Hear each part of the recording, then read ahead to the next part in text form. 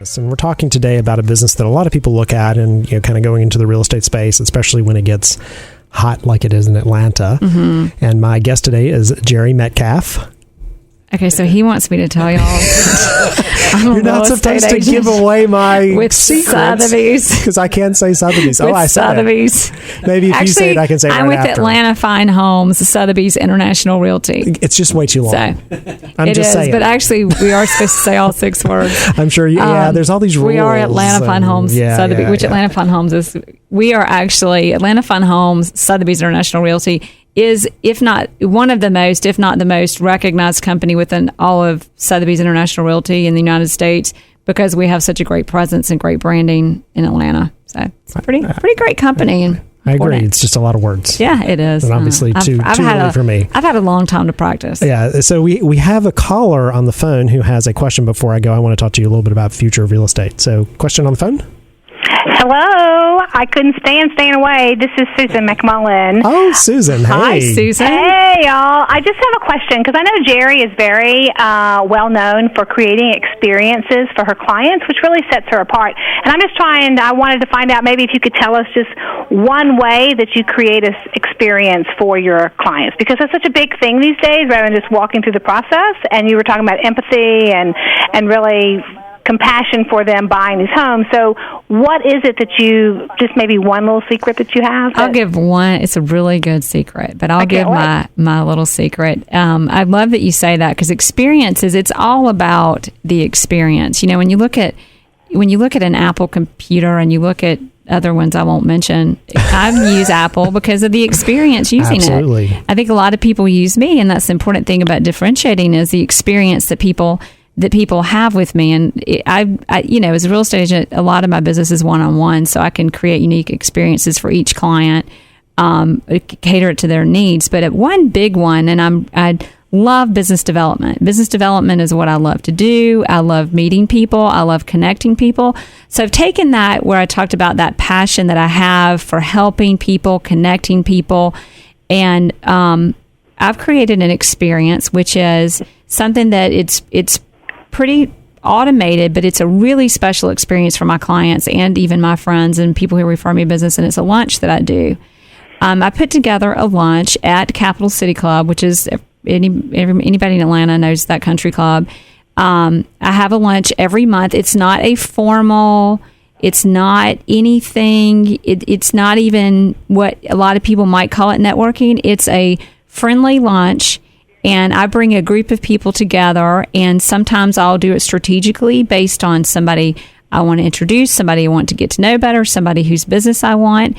And we get together and I create an experience of that. We get together and we have lunch, and I go through, I change it up a little bit every time, but it's supposed to be an hour and a half, and usually I have to leave everybody there because they're having so much fun getting to know one another. Yeah. Well, I think we should rename networking connecting. It is. Yeah, I love that. When you go to those events, it should be about connecting someone with someone else. It's connecting and relationship building. Right. And that's one easy, automated, do it every time.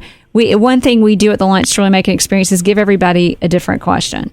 And you get this really weird, bizarre question, something you wouldn't even think to bring up, and you answer the question, and everybody else listens. And then we all really get to, it's not about, hey, I want to know what you do, but I don't want to hear you talk about that for 15 minutes because let's just get real. Right, we don't want to hear about that. But when I figure out I can look up your website. But if I figure out that I like you and I know you, then suddenly, okay, so I know you're a business coach, but what is it that you do and how do you do it? And then suddenly I can connect because I understand you and I feel a connection to you, and I've got friends I want to help, and I recognize that you can help them. And we've done some really great business as a result of that group. That's more of a business development. But even I have clients, because I'm able to do that lunch and be efficient with time. I have some clients who have become, over the last decade, or not last decade, but some of them, but this lunch I've been doing for 4 or 5 years, become really, really close friends. And I've won business as a result of that, because it's given people a chance to get to know me and me to get to know them. and how we can connect and help one another. That's an ideal example of the kind of giving back. So, Susan, thanks so much for calling in. Thank you, Susan. And that's awesome. Thank you, guys. Yeah, and it's a great plug for what Susan and I do with the Build Your Best Business Book Club, too, because we do no reading required, and you come and you don't even have to read the book. And we talk about the book, but we talk about how it applies to your business. So I don't have to read the book, and I can come and I can learn all about it. Yes. It's perfect. We're doing that. Seth Godin's All Marketers Are Liars. Oh, I like that. Yeah, on January 28th. You can go to Susan's lunch. I'm on the air. Or you can come to Rome Dunwoody, and I'll be there hanging out. So, I can do that. Yeah. I'll have to do that. Yeah, That's it's on Meetup, so go sign up. So I want to talk a little bit about future of real estate, because the real estate space is a very interesting space. There are a lot of, and if you watch commercials, which you said you don't, I don't a lot either. And I've seen I saw a pitch event where these poor people were proposing, I won't name the name, I can't remember the name of the company, but they had like some app that was supposedly going to replace the real estate agent. And I said, yeah, you don't really get what the real estate agent does if you think an app can replace that. But as you look at, Zillows and some of these other technologies that are out there that, I can go out and find my own home and whatever. How do you see that? I think those apps are great. There are a lot of people out there that try to replace a realtor with it. There are a lot of people who don't. I mean, I come across a lot of people who call me and they are using the app and they're adamant that they don't want a realtor, and that's fine because they need me anyway. They do. It's a complex process. It is, and in a lot of some of usually I'm trying to articulate this, but to me, as a realtor, it doesn't matter. I'm here to help you, and I'm just coming from a place of whatever I can do to help you. And I think it's those people that I often win as clients, because Atlanta's a small town, believe it or not. I'm a native. Atlanta's a very small town. They usually find somebody that they know that knows me, and they usually recognize that I'm not just trying to do a deal. I'm here to help you. And a lot of that's come through what we talked to you about earlier about your who, and not just your why, but your who and your passion for the business and all that good stuff. So that happens, and usually between my knowledge of the business and what I could do, because Zillow doesn't know what I know. Zillow's got that Zestimate. Yeah. But that's just a logarithm. Yeah, that's not Zillow does not price houses, and Zillow never will. Right. Zillow can influence what people think about a house, but Zillow's never going to have the insight that I have. Well, it's the whole process too. I mean, there's a whole process to there's an entire there's doing the whole thing. There's getting the mortgage, and who do I talk to, and what kind of loan do I get, and even you may think you know what you need, but when you find the house, every house is different. The kind of loan you need for the house. What if you need a renovation loan? Well, who do I use for a renovation loan, or who are my options, or what are my options? Most people don't even think of those things, or a lot of people don't realize you don't have to have 20% down to put on a house. Yeah. So there are things like that, or I need this house rent, I need this fixed, I need an estimate. All of those things, a realtor, it's funny because a lot of people, that's to me such a small part of what I do, and it's not. It's big, and I forget that because it's easy. I've been doing this for 12 years. We've got those resources as realtors. You get a good realtor, they've got the connect. Just we talked about connections and relationships to put you with those people and help you with those people. And it's insight into the other side of the transaction. It's insight into what everybody needs, and it's amazing how many times in negotiating in transactions.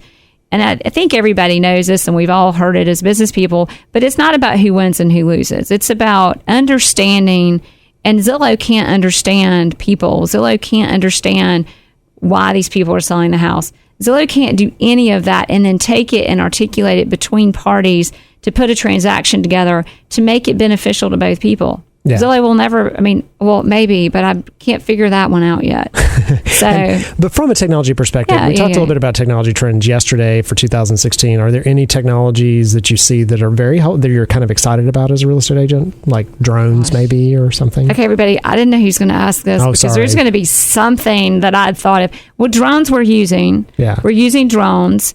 I use drones. I video most of my listings with a drone, and photo shoots. Usually we use a drone depending on the house. And then we were talking about, it's actually called, I think it's called Metterhead. It's a technology that we were talking about a few minutes ago.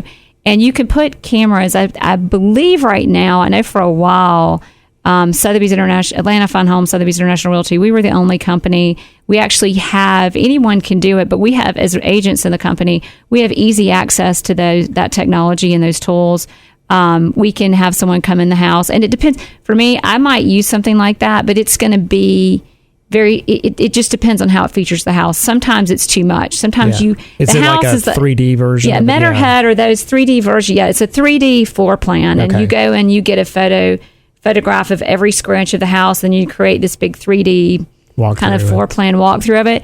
The problem with that is it doesn't really express the lifestyle of the house. It's a little bit stale, and it might show, a nick on the wall or something, if you're selling a home that's occupied, there might be something, a picture on the roof. There's just things that it doesn't really express the lifestyle that people are looking for. But I'm still interested to see where that goes and what comes out of it. Thanks for listening to the Eric Holtzclaw Show on Demand. Catch Eric live on Biz 1190 Atlanta weekday mornings at 11.